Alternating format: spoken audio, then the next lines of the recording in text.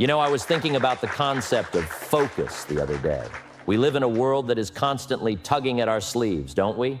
The phone rings, the email dings, the breaking news flashes across the screen. It's easy to drift. And let me tell you, drifting is a tragedy. Drifting never led anyone to the top of the mountain. Drifting only leads to the bottom. But here is the good news. Focus isn't a mystical talent reserved for the chosen few. It's a habit. It's a decision. It is the set of the sail. I read a study recently about something called attention residue. Fancy term, isn't it? It basically says that every time you switch tasks, part of your brain is left behind on the old task. You're not really here, and you're not really there. You're scattered. So I asked myself, Jim, what if you just stopped drifting for 3 days? Not a lifetime, just 3 days. What would happen if you treated your attention like your money, investing it, not wasting it? Well, let me share with you the 5 simple disciplines that changed the game for me. First, I had to learn the art of the evening design. You see, you cannot start the day until you have it finished on paper. Productivity experts call this reducing decision fatigue. If you wake up asking, what should I do today? You have already lost the battle. The morning is for execution. The evening is for strategy. So, habit number 1, I wrote down the one absolute must-do task for the next day.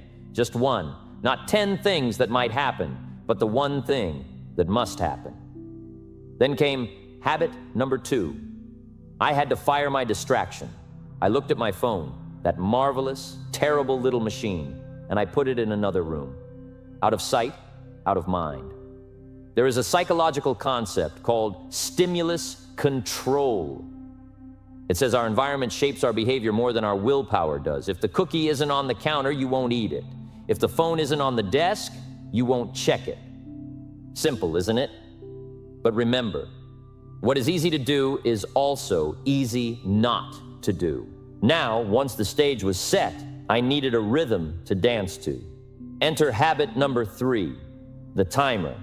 I employed a little strategy the experts call the Pomodoro technique.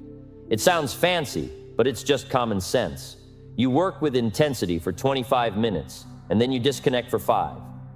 Why? Because focus is a muscle, and muscles need release to grow stronger. If you try to hold your breath for an hour, you will pass out. But if you breathe in and breathe out, you can last a lifetime. During those 25 minutes, I was untouchable. No wandering, no wondering. Then came habit number 4. I treated my energy like a bank account. I didn't wait until I was bankrupt to make a deposit.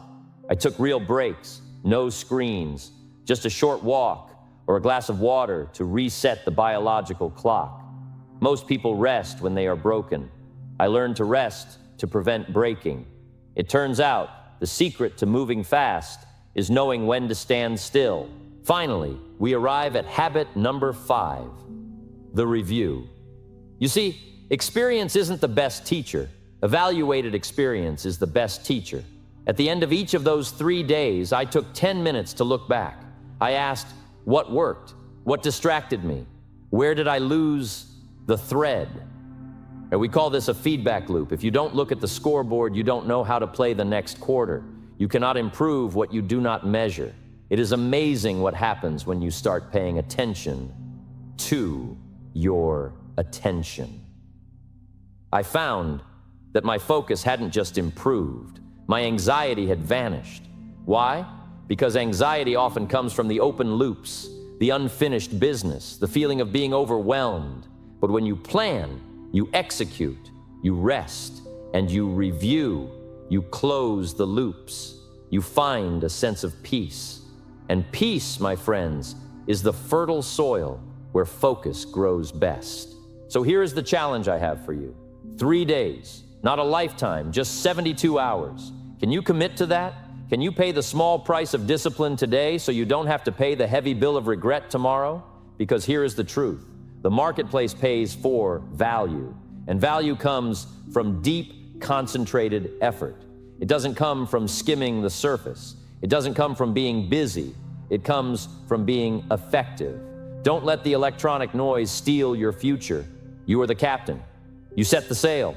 Take these habits. Plan your night. Clear your space. Time your work. Rest your mind. And review your day.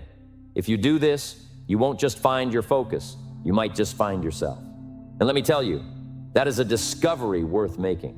Let's get to work.